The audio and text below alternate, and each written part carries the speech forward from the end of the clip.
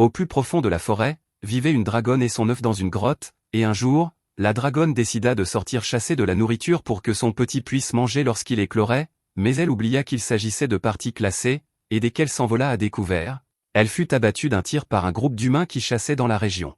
Cela laissa sa base et son œuf complètement sans défense, et peu de temps après, une chatte magique enceinte tomba par hasard sur la base abandonnée et décida de revendiquer le territoire pour elle-même. Elle donna alors naissance à ses enfants juste là, dans la grotte, mais alors qu'elle s'occupait de ses petits, l'œuf abandonné éclut également au même moment, et comme la première chose qu'il vit fut la chatte, il supposa qu'elle devait être sa mère. La chatte savait évidemment que ce bébé moche ne pouvait pas être l'un de ses petits, mais elle eut pitié de lui, et elle pensa qu'il serait assez intéressant d'essayer d'élever un enfant d'une espèce différente, alors elle décida d'adopter le bébé dragon et dit à ses chatons que, désormais, ils avaient un petit frère. Plus tard, la chatte mère décida d'emmener ses petits avec elle pendant qu'elle chassait afin qu'ils puissent apprendre comment cela se faisait, et alors qu'ils rôdaient dans l'herbe, ils tombèrent sur un groupe de souris insouciantes en train de manger des bailles. La chatte mère se mit en position et bondit sur les souris, en éliminant tout un tas d'un seul coup.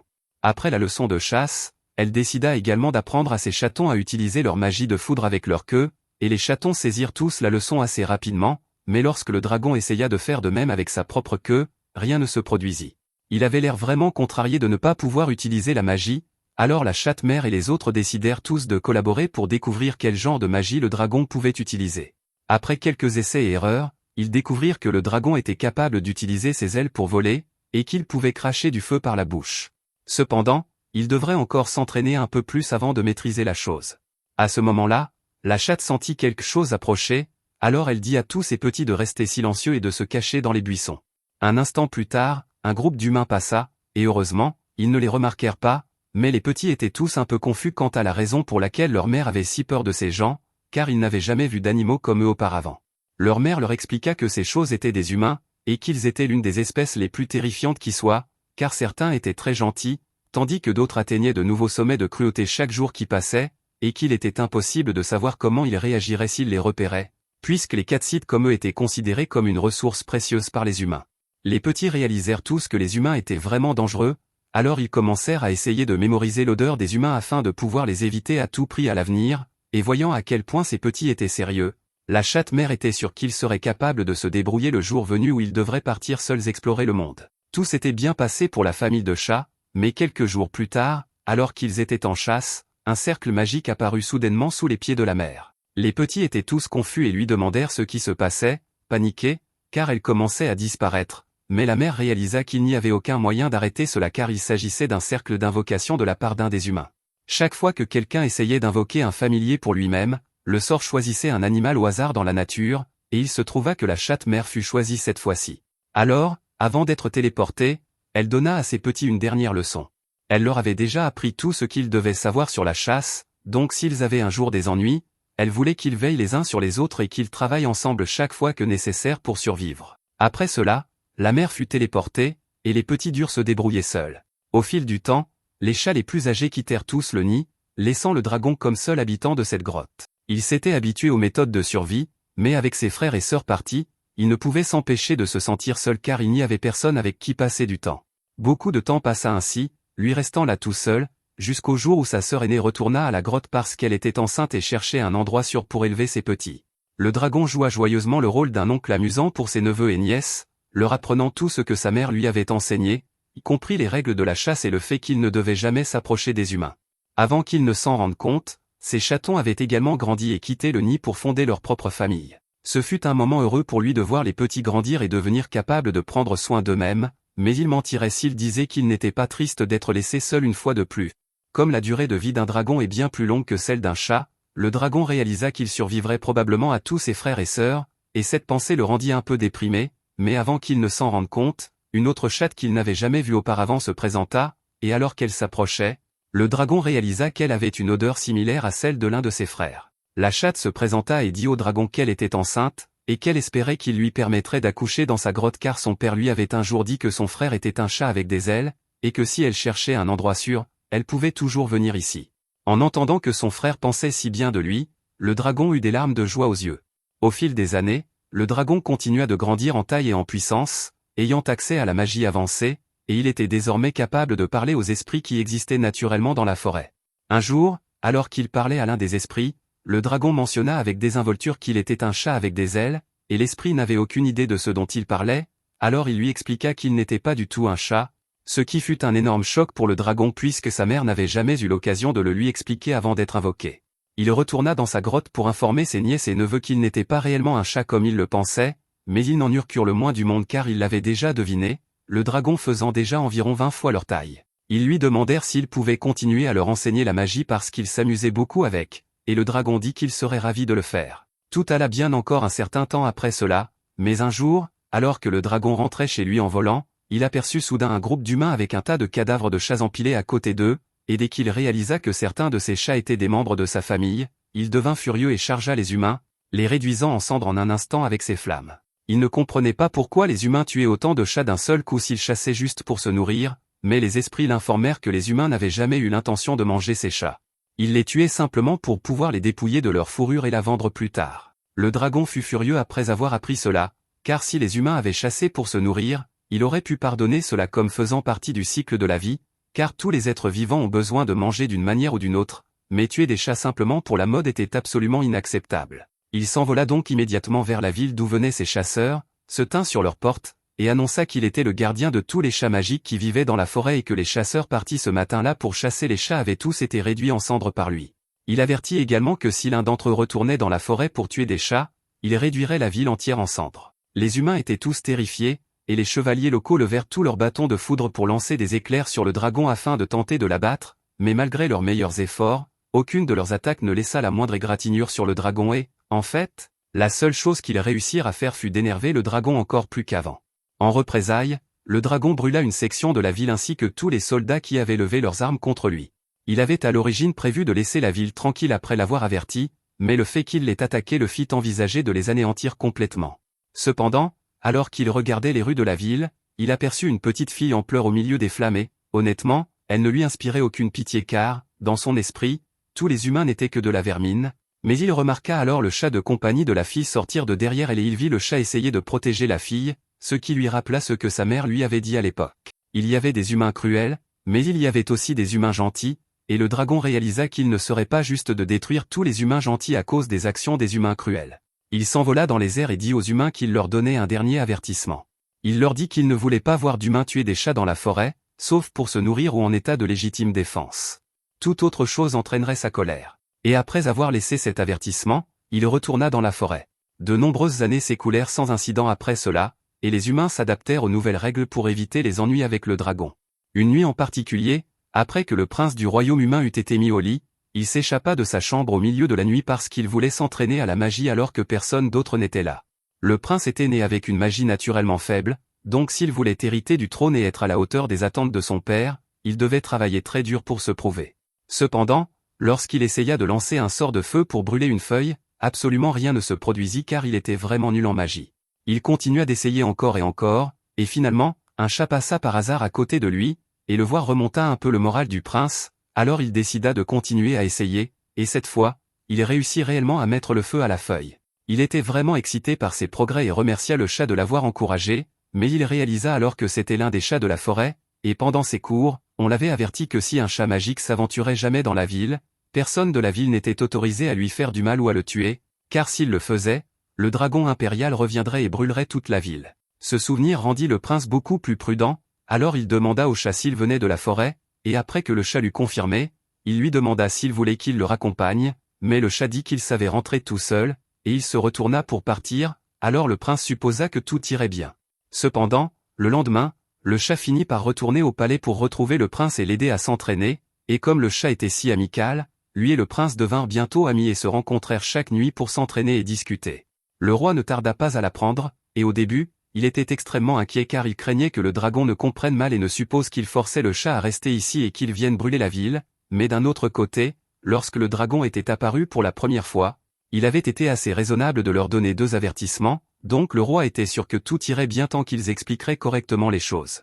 Peu de temps après, le dragon s'envola vers la ville et cela provoqua une énorme panique parmi la population car les gens supposèrent qu'il était là pour les réduire en cendres, mais le dragon cherchait simplement l'un de ses chatons qui n'était pas retourné dans la forêt depuis quelques jours. Un peu plus tard, le chat sortit et le dragon exigea de savoir pourquoi il n'était pas rentré depuis si longtemps, alors le chat expliqua qu'il était devenu ami avec un enfant qui vivait ici, et qu'il voulait rester pour apprendre la magie à l'enfant parce qu'il était nul. Le dragon rappela au chat qu'il l'avait averti que les humains étaient dangereux et qu'il devait rester loin d'eux, mais le chat rétorqua que son ami n'était pas dangereux, et lorsque le prince se montra réellement, le dragon put voir par lui-même que l'enfant n'avait rien de dangereux.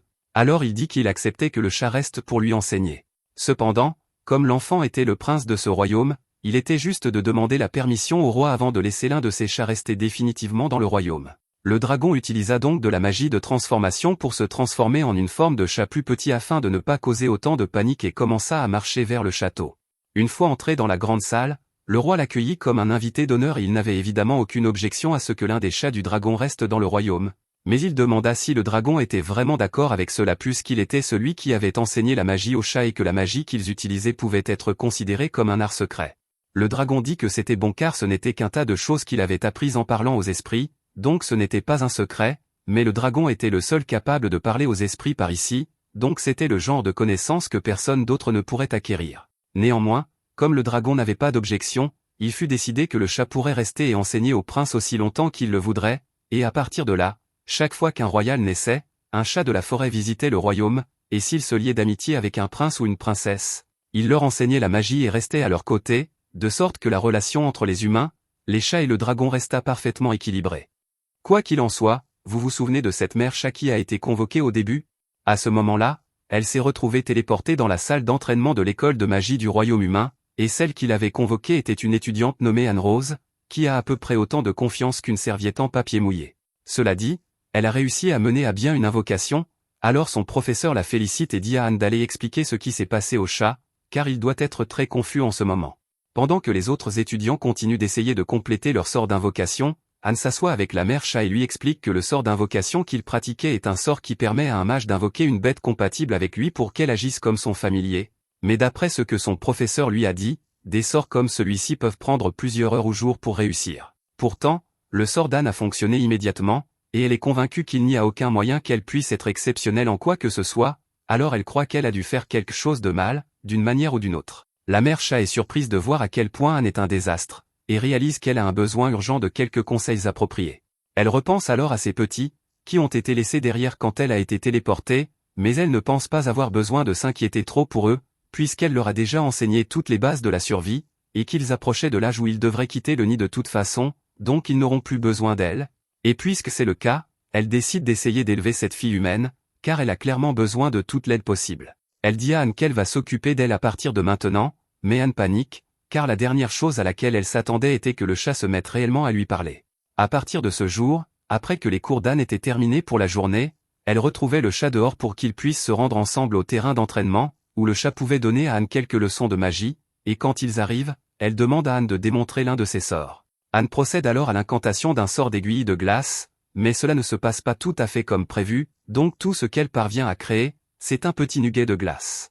Anne est une fois de plus déçue d'elle-même, car ce n'était pas du tout ce qu'elle essayait de faire, mais le chat lui dit qu'il n'y a pas de honte à avoir, et propose de démontrer l'un de ses propres sorts pour qu'Anne puisse apprendre comment on fait. Le chat utilise alors sa queue pour lancer un sort d'éclair sur le mur, et Anne est impressionnée par sa puissance, car elle n'a jamais vu un sort aussi fort auparavant, mais après l'avoir vu quelques fois, elle commence réellement à comprendre comment il fonctionne, alors elle décide d'essayer elle-même. Elle pointe son bâton vers le mur et imite les mouvements que le chat lui a montrés, et effectivement, son bâton produit bien quelques éclairs, bien qu'il ne soit pas très fort. Le chat se souvient que les humains utilisent généralement une incantation lorsqu'ils lancent des sorts, alors elle demande à Anne d'essayer de dire Velikwash, et alors qu'Anne le fait, elle parvient effectivement à créer un sort d'éclair décent. Le chat lui ordonne de continuer à lancer le sort encore et encore, pour que son corps puisse s'adapter correctement à l'utilisation de la magie et à la consommation d'énergie magique, et en prime, plus elle vide ses réserves d'énergie magique, plus sa magie deviendra puissante. Après une longue journée d'incantation, Anne se sent vraiment épuisée, et le chat la félicite pour son bon travail, mais avant qu'il ne prenne une pause, elle demande à Anne d'essayer de lancer à nouveau son sort d'aiguille de glace. Anne est absolument épuisée, mais elle fait comme on lui dit, et à sa grande surprise, l'aiguille de glace est bien plus une aiguille que la dernière fois, et elle se déplace également plus vite. Cependant, elle a encore un long chemin à parcourir avant que cela puisse être considéré comme un véritable sort d'attaque, alors le chat demande à Anne de se lever et de réessayer, même si elle est déjà fatiguée. Au cours des jours suivants, Anne a mangé beaucoup plus au petit déjeuner, depuis qu'elle a commencé l'entraînement avec le chat, car elle a besoin de toute l'énergie possible pour suivre le rythme. Ses camarades de classe ont remarqué le changement chez Anne, et ils sont heureux de le voir, car elle semble beaucoup plus énergique ces derniers temps. Le chat a récemment rejoint Anne en cours, et bien que ce soit techniquement contre les règles qu'un étudiant amène son invocateur en cours, le chat a reçu une exception spéciale du conférencier, en échange de l'aide apportée à ses recherches sur la façon dont les bêtes prennent soin de leurs petits. Plus tard dans la journée, pendant que les autres déjeunent, le chat se dirige vers la forêt pour chasser un peu, afin de ne pas perdre la main. Il n'y a pas beaucoup de souris autour de l'académie pour qu'elle puisse les cibler, mais il y a ces trucs de carbuncle, et leurs pierres magiques ont un goût absolument exquis, donc elle pourrait en manger toute la journée. Plus tard dans la soirée, Anne et le chat se retrouvent pour leur séance d'entraînement habituelle, mais le chat est surpris de voir qu'Anne a épuisé son mana beaucoup plus rapidement que d'habitude. Anne explique que c'est parce qu'elle a déjà dû utiliser une tonne de mana aujourd'hui en classe, donc elle était déjà assez basse en énergie. Dans ce cas, le chat lui dit qu'elles peuvent terminer ici pour aujourd'hui, alors Anne part dîner, et pendant ce temps, le chat se rend dans la chambre du professeur pour l'aider dans ses recherches, comme promis. Il s'assoit et parle pendant un long moment, et elle explique que les chats s'occupent généralement de leurs petits pendant environ 2 ans avant qu'ils ne maturent. Le professeur est surpris d'apprendre qu'ils s'occupent de leurs petits si longtemps, mais au contraire, le chat lui dit que 2 ans est en fait la durée la plus courte de la période de soins, car la plupart des espèces restent en fait beaucoup plus longtemps. En fait, elle-même s'est occupée de pas mal d'espèces différentes au fil des ans. Le professeur est intrigué et lui demande des détails, mais en toute honnêteté, elle ne s'est jamais vraiment souciée de savoir quelles espèces étaient les petits qu'elle avait adoptés, car cela n'avait pas vraiment d'importance pour elle. Après cela, le chat quitte le bureau du professeur, mais quand elle retourne au dortoir, elle est accueillie par une surprise désagréable, car dès qu'Anne la trouve, elle traîne le chat pour un bain. Le chat a toujours détesté se baigner, mais puisqu'elle a reçu une autorisation spéciale pour assister aux cours à l'école, Anne a pensé qu'il ne serait pas juste pour les autres étudiants si le chat était sale, donc un bain s'imposait, bien que le chat déteste toujours ça. Anne et le chat continuent à passer beaucoup de temps ensemble, mais un jour, en plein cours, le cercle d'invocation s'active soudainement, et on dirait qu'il s'est connecté d'une manière ou d'une autre au royaume des démons, donc une tonne de monstres en sortent. Le professeur dit à tous les étudiants de se préparer et de préparer leur sort d'attaque, et Anne est la première à commencer à tirer, grâce à tout son entraînement.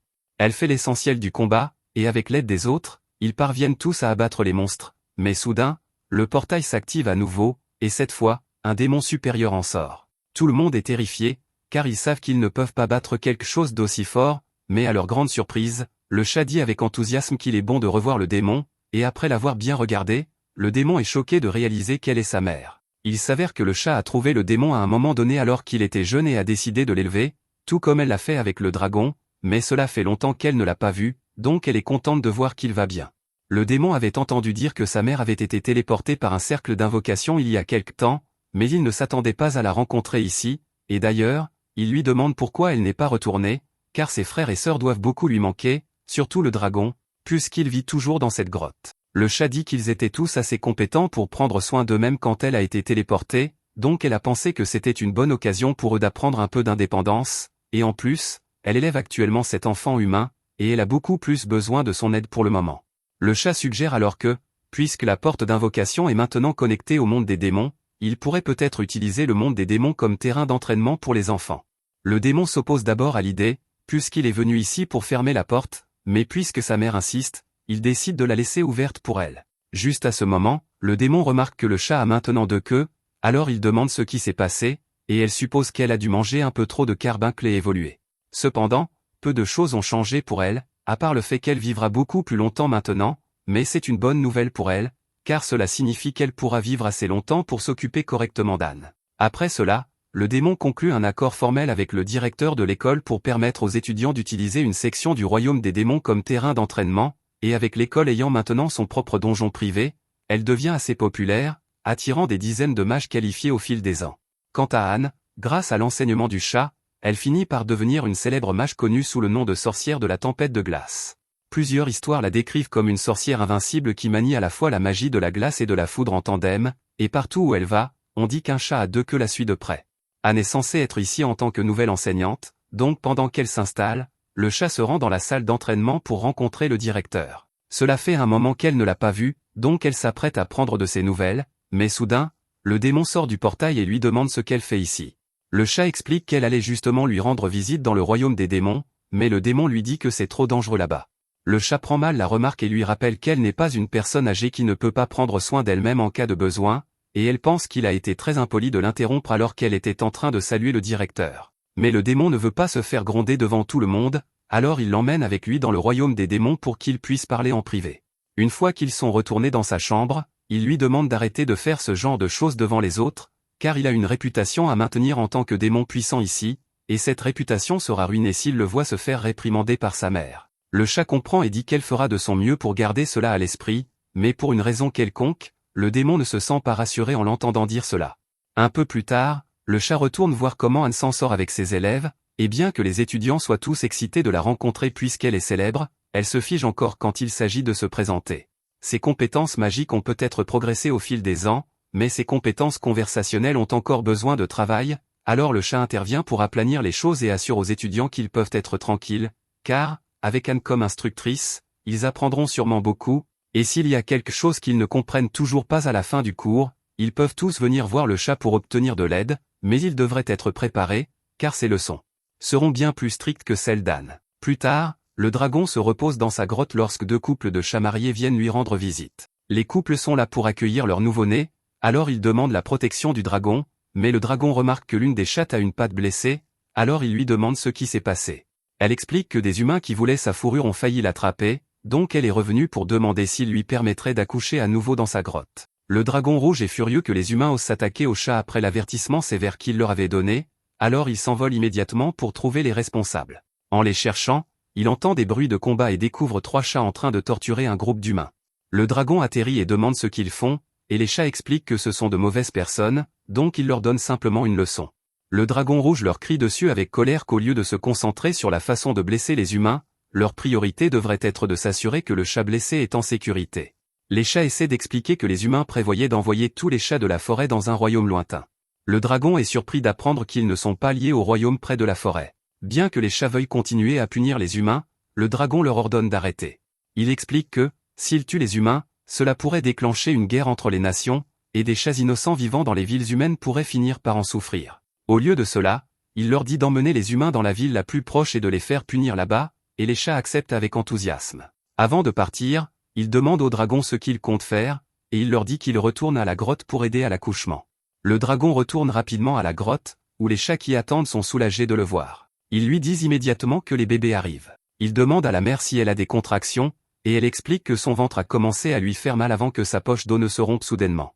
Le dragon remarque également que sa patte blessée est complètement guérie, alors il demande au chat mâle s'il a utilisé de la magie de guérison sur elle. Le chat admet qu'il l'a fait.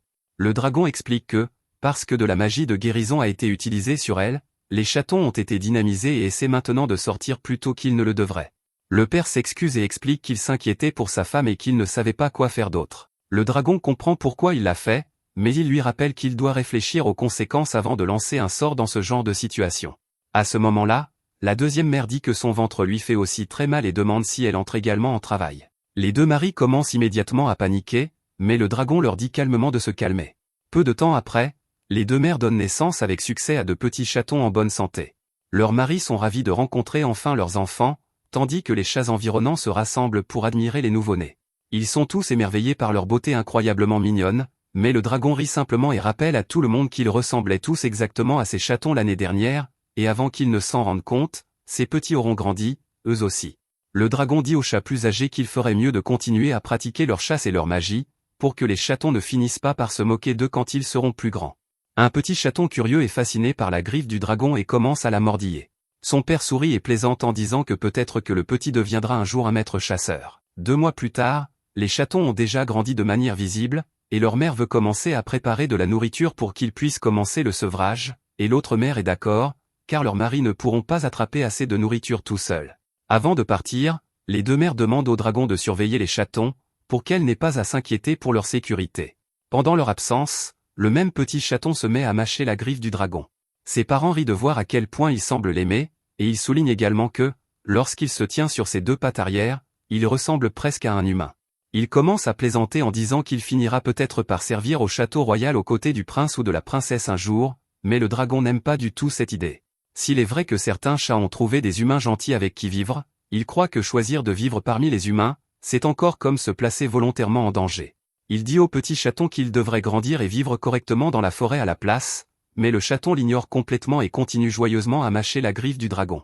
6 mois plus tard, les petits chatons ont encore grandi et sont maintenant presque aussi grands que des chats adultes. Voyant qu'ils sont enfin assez âgés, le dragon décide qu'il est temps de leur apprendre à chasser et à utiliser la magie. Pour commencer la leçon, il lance un sort et se transforme en un chat ailé. Il explique que le sort permet à quelqu'un de changer de forme, se rendant soit plus petit soit plus grand. Les chatons sont émerveillés par sa nouvelle apparence, et peu de temps après, ils grimpent tous sur lui et se mettent à jouer. Le dragon les laisse s'amuser un moment avant de leur demander s'ils ont fini, pour qu'ils puissent continuer la leçon. Il explique que la chasse consiste à attraper une proie, ils doivent utiliser leurs griffes et leurs crocs pour la maîtriser avant de la manger, mais la proie ne veut pas être mangée, donc ils doivent toujours s'attendre à ce qu'elle se défende. Pour leur donner une démonstration concrète, le dragon se transforme soudainement en un monstre massif ressemblant à un ours. Les chatons effrayés se dispersent et se cachent immédiatement, sauf un qui hésite.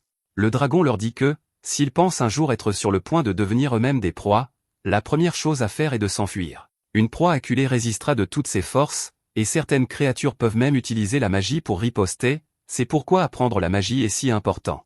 Le dragon reprend sa forme de chat ailé et explique que de nombreux chats de la forêt ont passé des générations à se spécialiser dans la magie électrique, et c'est ce qu'il va leur apprendre. Il remarque un petit chaton debout à côté de lui et lui demande s'il s'est enfui comme il le fallait, et le chaton répond fièrement que oui. Peu de temps après, le prince actuel du royaume humain arrive pour rendre visite au dragon. Il dit au dragon que c'est la première fois qu'il le voit, et le dragon répond que le prince est également le premier humain à venir aussi profondément dans la forêt. L'un des petits chatons demande à qui parle le dragon, et son père explique qu'il parle à un humain. Les chatons sont confus, alors leur père leur dit que l'homme est le prince d'un royaume humain et aussi un ami de leur grand-oncle. Les chatons demandent si les humains sont vraiment censés faire peur, car le prince ne semble pas effrayant du tout, et leur père explique que le prince est différent parce que c'est un ami. Les humains ne sont pas tous les mêmes, certains sont gentils, d'autres terrifiants. Le prince s'approche et dit aux chats qu'il se sent honoré d'être accueilli par autant d'entre eux. Les chatons trouvent immédiatement qu'il est vraiment cool, et certains commencent à dire qu'ils aimeraient visiter le royaume humain au moins une fois. En entendant cela, le dragon pousse un long et profond soupir, car de plus en plus de chatons s'intéressent aux villes humaines, et il souhaite silencieusement avoir refusé la visite du prince dès le départ. Plus tard, le dragon décide qu'il est enfin temps d'emmener les chatons hors de la grotte et de les laisser explorer la forêt pour la première fois, et les petits sont naturellement nerveux en le suivant à travers les bois. Mais après avoir marché un moment, le dragon dit soudainement à tout le monde de grimper à un arbre et de se cacher. De leur cachette, ils regardent un groupe d'aventuriers se battre à proximité. Les chatons remarquent immédiatement à quel point ces humains sont différents du prince qu'ils ont rencontré plus tôt, et le dragon souligne que les autres créatures qui les attaquent sont des loups, que les chatons ont déjà vus auparavant. Un chaton remarque que l'un des aventuriers semble avoir des griffes, mais le dragon explique que les humains n'ont pas de griffes comme les animaux, et qu'ils se battent plutôt avec des armes portatives, donc cet humain utilise simplement une arme qui ressemble à des griffes. Le dragon leur dit alors que certains humains peuvent aussi utiliser la magie. L'un des chatons demande si c'est vraiment vrai, et le dragon le confirme. Il explique que certains humains possèdent une force physique incroyable, tandis que d'autres sont plus faibles mais compensent en utilisant une magie puissante à la place. Une fois les aventuriers partis, les chatons descendent de l'arbre, et le dragon leur dit qu'il est content qu'ils aient pu assister à un combat comme celui-ci, mais il explique également que ces aventuriers étaient des experts, et que les personnes de leur niveau n'entrent généralement pas dans la forêt. L'un des petits chatons ne peut s'empêcher de penser à l'aventurier qui a utilisé la magie. Il parle avec excitation aux autres de la façon dont c'était incroyable de voir quelqu'un canaliser la magie à travers son bâton, et il continue d'en parler tout le long du chemin du retour vers la grotte. Plus tard, les frères et sœurs aînés du chaton sont enfin prêts à quitter le nid. Avant leur départ, le dragon leur dit de vivre comme ils le veulent et de choisir la voie qu'ils croient juste pour eux. Il explique les différentes façons dont les chats de la forêt ont choisi de vivre au fil des ans, avant de demander à chacun ce qu'il veut faire de sa vie. 2 d'entre eux disent qu'ils veulent visiter une ville humaine, tandis qu'un autre veut s'approprier un territoire près du lac. Le dragon leur dit d'être prudents où qu'ils aillent et leur rappelle que, si jamais quelque chose arrive, ils peuvent toujours revenir vers lui pour obtenir de l'aide. Les jeunes chatons disent à leurs aînés de faire attention et leur promettent que, si jamais il leur arrive quelque chose, ils viendront tous les secourir. Avant de partir, les chats plus âgés rappellent également aux petits chatons d'écouter le dragon et de suivre ses instructions. Après leur départ, le dragon dit aux chatons restants qu'ils devront se préparer pour leur propre départ l'année prochaine, donc ils devraient continuer à pratiquer la chasse. Les chatons acceptent avec joie. Quelques jours plus tard, une autre portée de chatons naît, et le dragon est soulagé que l'accouchement de cette année se déroule beaucoup plus facilement que le précédent. Il dit aux chatons plus âgés qu'ils sont maintenant les grands frères et grandes sœurs, donc c'est leur responsabilité de devenir de bons modèles pour les nouveaux petits. Il leur rappelle également que les chatons grandissent incroyablement vite, et ils réalisent rapidement exactement ce qu'il veut dire. Voulant impressionner les nouveau-nés, les chatons plus âgés décident de montrer à tout le monde à quel point ils sont devenus forts en chassant un ours. Après l'avoir abattu avec succès, ils utilisent la magie pour transporter le corps de l'ours jusqu'à la grotte, mais le dragon et les parents des chatons sont tous stupéfaits de les voir traîner un ours entier à la maison. Alors que les chatons nouveau-nés les regardent avec émerveillement, les chatons plus âgés s'attendent à ce que le dragon les félicite, mais à la place, il se met immédiatement en colère, car il leur rappelle que, lorsqu'ils rencontrent un ours, ils sont censés s'enfuir, pas le combattre. Leurs parents les grondent également, les avertissant que, s'ils défient à nouveau un ours, ils pourraient facilement perdre la vie. Pourtant, la nouvelle se répand rapidement dans la forêt qu'un groupe de jeunes chats a réussi à tuer un ours par ses propres moyens, et tout le monde est étonné qu'ils aient réellement réussi.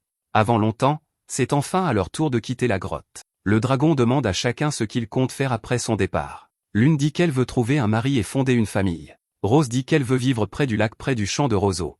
Un autre décide de s'approprier un territoire pas trop loin de la grotte. La dernière chatte dit qu'elle veut voyager jusqu'au royaume humain, et deux autres acceptent immédiatement de l'accompagner.